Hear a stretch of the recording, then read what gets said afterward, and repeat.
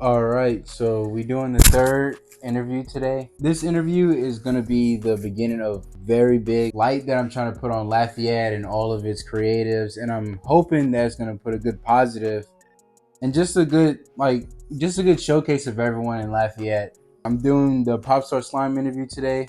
He raps, he makes a lot of good music, and I hope you guys enjoy. Yeah. All right. Today we got the Popstarslime interview. How have you been? How have you been? Good, bro. It feels like I haven't seen you in a fucking minute, bro. So that's fucking sick. I'm gonna ease into some questions. First, I'm gonna start off with some simple shit.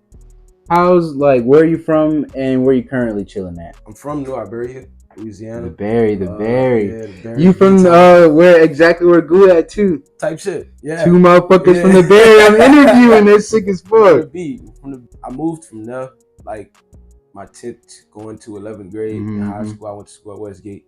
I moved to Lafayette, north side of Lafayette, over here by north side. I've been out there, out here ever since, probably going on like 10 years now. Far. Just recently moved to New Orleans like a couple months ago with my videographer Ethan J. I know him. Shout out to him. It's my bro. But yeah, I'm in New Orleans right now, bro. Just chilling. Yeah, last time that we seen each other was whenever went out to New Orleans to help you. Yeah, with Cope. Yeah, doing the graffiti thing with Cope. Yeah, that shit was sick as fuck. That was the last time we hung out. Definitely. So yeah, you currently staying in NOLA. How's that been over there?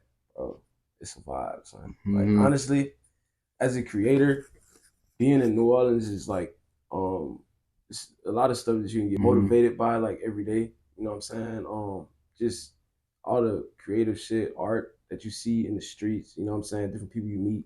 Definitely more connections. Yeah, buku connection. And you know what type of music I make is more of a broad.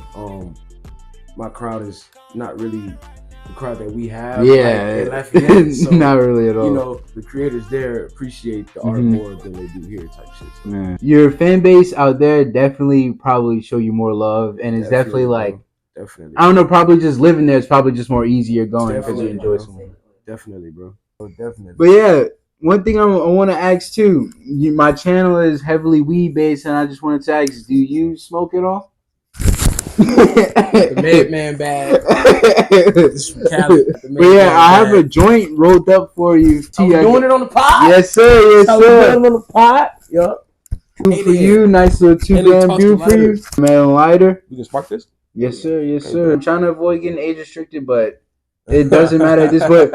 Hopefully, we aren't getting age restricted and we ease enough into it. It's not real weed, guys. It's a CBD. And I know you've been to a lot of different legal weed places. Like, how do you feel about the legal scene compared to places that aren't legal? I can say one for sure. Being in California when I was there, 2021, living out there with my old manager, Miles Williams. Shout out to him too, bro. It was just so different. Like going in and just being able to like comfortably just buy weed from the store. Like that was like one of the first times that I really got introduced to that shit when I went to LA in 2021. Just like going to dispensaries and all that shit. Yeah, that's just a fucking vibe, bro. It's a vibe. It changes your whole outlook on like buying weed because you come back home to the prices that, you know, the weed men are giving, and then you like, damn, I just had a whole ounce that I could have bought for $12. You feel me? In the, you know, facts, but like you can't get that shit in the streets, so it's definitely different. The first time that I went to my illegal state, I'm pretty sure it was Arizona.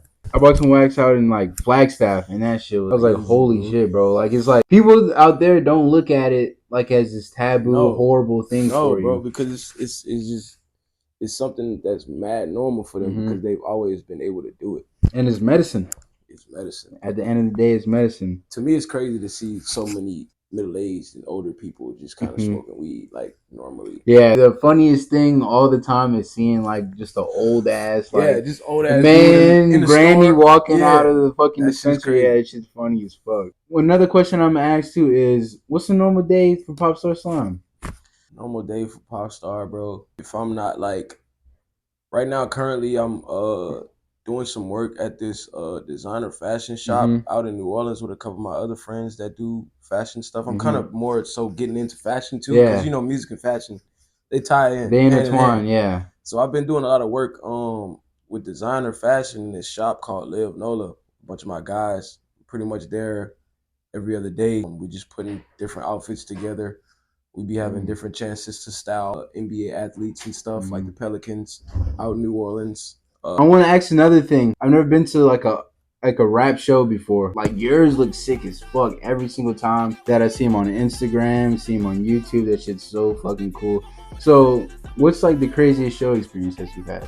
I'd probably say Creep Show last year in New Orleans. It was this moment I was performing. I forgot which song, bro. But the crowd was so like energetic. Everybody was feeling it, and there was this guy that was like right in front of me, like while I was performing, with his phone like in my face, and I just seen it. So I just kind of grabbed his phone and like started videoing myself like while I was rapping with his phone. It was pretty cool. Started vlogging mid show. And then like I threw it back to him, and then like found him after the show and got him to send it to me. It was pretty dope. Man, that's sick. That was like one of the craziest moments for sure. Yeah, dude, I like want to go to a show so bad because I just see how hype it is, seeing all the moshes and shit. That shit's cool. We be trying to create a different energy, bro. Yeah. Like, have you been to different shows in different states at all yet? Yeah, I did a show in Dallas, Texas.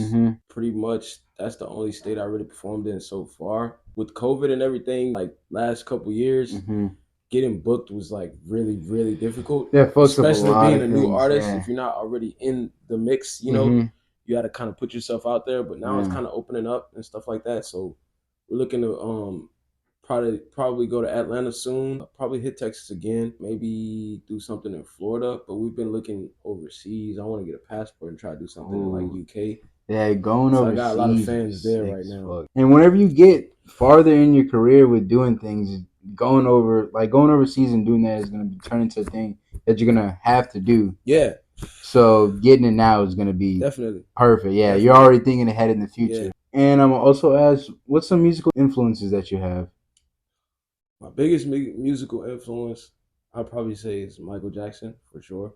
It's like the biggest influence on like all of my shit. If I had to kind of trickle it down to like modern stuff, I'd probably say like Young Thug, Migos. I was influenced by them like heavy like a couple years ago when they were doing like the cultures and all that shit. And even before that, I was influenced by them a lot. Uno Activist, I like him a lot. Dude, Uno I'm influenced by Uno. Like he's very slept on, bro. Like a lot of people don't really fuck with him, but like I definitely get a lot of influence from him. Early on in my career, I got a lot of influence from Ty Fontaine. There's an artist you might not know about him. Yeah, I haven't heard of Ty Fontaine. Ty Fontaine and Sofego. Those are two artists that I was really tapped in with. But I'm more and anything melodic.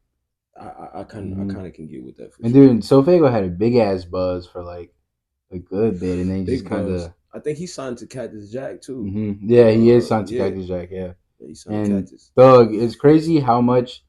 Like, I find it so crazy to me how much Thug is influenced. Like, so much of the youth and just so much people, like, it's just crazy. Because Thug influenced me so much. Because that was the first black dude I seen do some, like, weird shit. I was like, I was like, what the fuck, bro? That's basically one of the reasons why I fuck with him most, because he kind of influenced me as a black man to just be myself and not really, like, you know, put boundaries on the type of creative shit that I want to do. You feel me?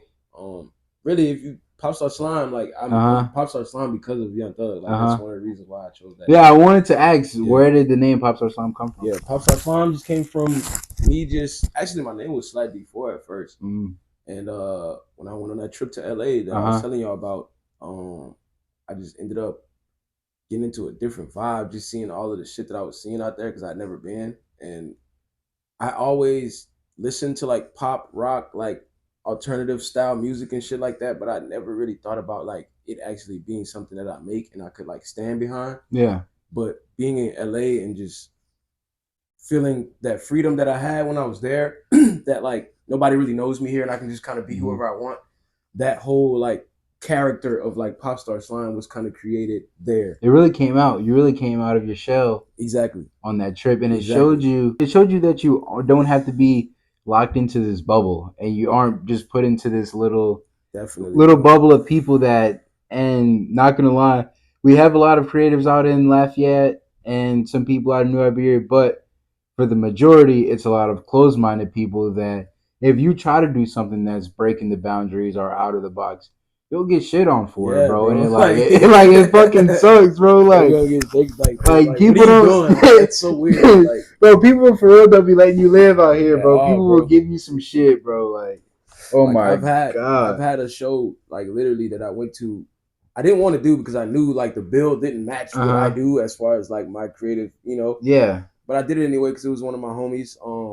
And I performed, bro, and the person that performed before me was like really, really like super street and like hood and like you know what I'm saying. So like I got up there and I'm doing all this rock shit and I'm like jumping around and everybody's kind of just looking like, what the fuck is going on? So like that was one of the moments that made me realize like I can't just do any show just because like I just want to perform or just to do something for my homies. Like I kind of got to do something that makes sense to be able to gain the fans that I need. Yeah, because sometimes it's all about. I'm not even gonna say sometimes. All the time, everyone has their niche fan base. Definitely, bro. Like everyone has a niche fan base, and that definitely wasn't your niche fan base. No. Every one of the. What's some different people that you want to work with? Who do you have in mind to work with soon? Soon, I say Barrel and Boss. I actually got contacted with him. I did a show with him last year at the Creep Show, the show that I was telling y'all guys about. We got contacted and linked up.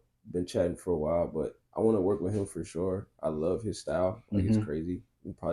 Y'all search Barrel and Boss. He's really fire. Like for real. Let's put up some of his music. Yeah, pull up some Barrel and Boss. He go crazy. But Barrel and Boss, obviously Uno, because like I feel like me and him will clash so far together. On a whole different tip, like on some shit that's like really mainstream, I would say like Justin Bieber.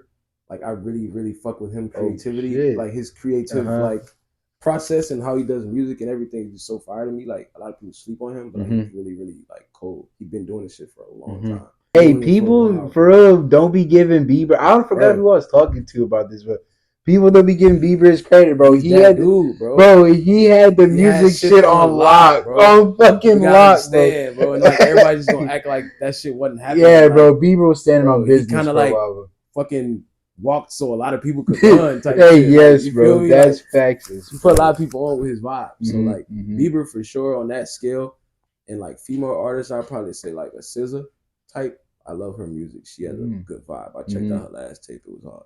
Yeah, SZA is fire. Yeah. What's one person that you would work with to where this would literally be like your like dream project, like dream collaboration project? It's a hard ass question. Because right now I'm into so much different things. So like, I mean, the obvious answer would be Young Thug because like he's just always been, but like on some creative shit, I kind of want to make something with fucking Tizo Touchdown, like on some shit like that, crazy, like just to like explore my creativity because I fuck with how he is and he does everything like really odd, but like it's his style, so it like makes everybody else kind of fuck with it because they fuck with him. So like Tizo Touchdown would probably be my like yeah Tizo hard too, bro. Like I've been jamming a lot of his shit lately, bro. I feel like that type of like his style clash with like the shit that I do as far as like how different we are as like artists and shit. Like I feel like that would be like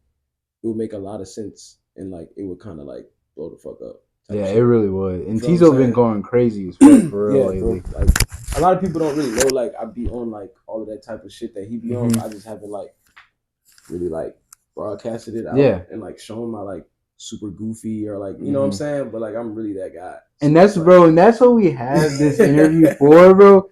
Is to like get in some like on some like for like we really don't be seeing like like nobody really gets to see like just how artists be for real, like their personality and how they be chilling. Yes, I'm super goofed out right now. Like, yes, bro. Yes, bro. I'm goofy, yo. Like, what's any new projects that you have coming out? Oh, this Friday. We're dropping What's Going On. It's an EP, bro. Crazy shit. I'm gonna give y'all some snippets and stuff. Y'all can probably fuck with that. Yeah, bro. If this isn't out before then, we can, for sure. Put that shit in there right now. It's gonna be Friday for sure. So whenever y'all drop that, I'm gonna send y'all music. We can put it out. But like that shit, I've been working on for like the last couple months. I'm just getting back to that point where I'm just trying to be real consistent, bro. Like I'm just like on some shit. Like I'm just letting that shit rip. Like you feel me? Like I'm not really wasting no time with it because I feel like I just watched this. I think I seen this tweet the other day, but I was already kind of on that wave before I seen the tweet. But me seeing the tweet just kind of clarified that I was doing the right thing. This artist had said some shit like, upcoming artists, don't hold your music like you fucking Pluto, like Future or somebody. Like, yes. You know what I'm saying? Like, people got to hear that shit. Like, you got to basically like force a nigga to fuck with it until like, you know, they just, it's undeniable type shit. Yeah. And like, that's just the type of shit I'm on right now. I'm just like really just super tapped in with like everything I'm doing, and I'm just going to kind of just let everything rip, bro. Getting in your fucking bag, Yeah, for like, real, I just bro. want people to hear everything, like everything. And that's why I asked you to come on here to be on the interview, because like I see your shit all the time. Like, you be hella consistent, and the thing that I always say is that there's a lot of people out here that make cool shit, but there's not a lot of people out here that could make something cool and keep going with it. Like, a lot of people out here will drop something and you won't see them for a fucking while, but you'll drop some shit and then out of nowhere I'm seeing you drop something again. Yeah. Then again and again. And that's what I fuck with. I fuck with people that's getting in their bag, and that's what I'm trying to give a light on, because that's what y'all need for real. Yeah, bro. But if I'm gonna be real, son, like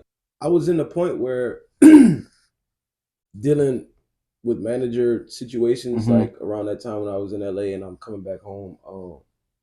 I didn't really drop for like a whole year because I was just in between contract and like trying to figure out what I wanted to do, and like just in my head about a lot of different things. And then like after I got out of that situation, I noticed like a lot of my shit kind of slowed down from where it was before. So like I'm now kind of in that, it's like a restart type thing. Like, you feel me? Like a fresh start, a refresher type of situation. Like, okay, cool. I see what I did wrong, and now I know what I have to do to correct those things. You learned a lot, and you're coming back to it with a whole new like mindset, and then now it's helping you get in your bag even more, because now you know what to avoid, and you know what's good coming for you as well. And a lot of people don't know, bro. Like, you got to fail a lot of times to be able to really like do it for real. Like, so many L's have been taken from this shit. Like, you feel what I'm saying?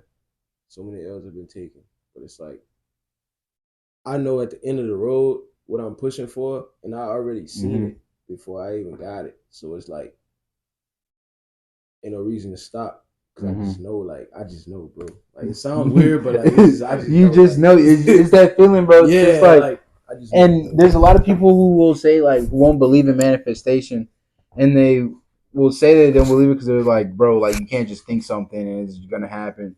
But it's not like you just think something's gonna happen. You think that, and you apply the pressure to it, bro, and it's going like you make shit shake, bro, no matter what. Bro.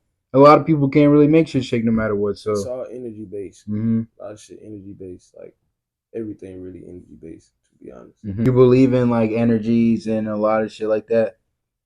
Yes, bro. Like honestly,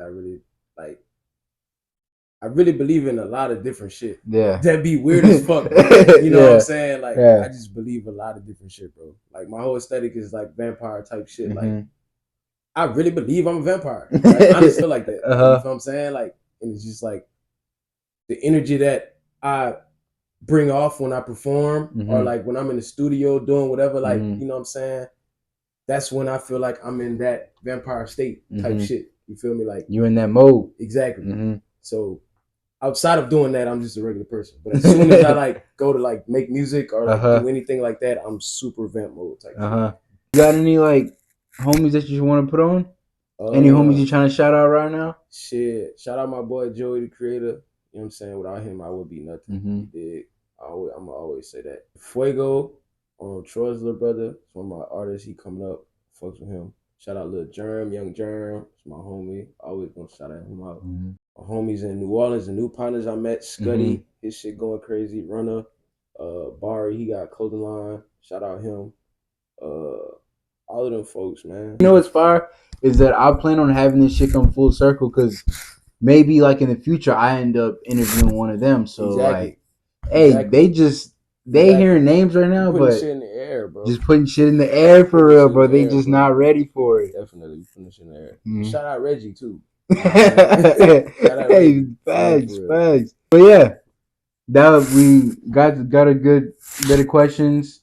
We're wrapping it up, and this is a fire ass interview, and this is gonna be the mark of some crazy shit, bro. Like, this is gonna be sick as fuck, and I plan on this being the start of a big light being shed on Lafayette, a big light shed on Louisiana in general, because Louisiana in general, bro. Right now I feel like Louisiana been getting a lot of love, and it's like we deserve it. Like it's been long time coming. Like it's people been needed. Be stealing from us. Yes, bro.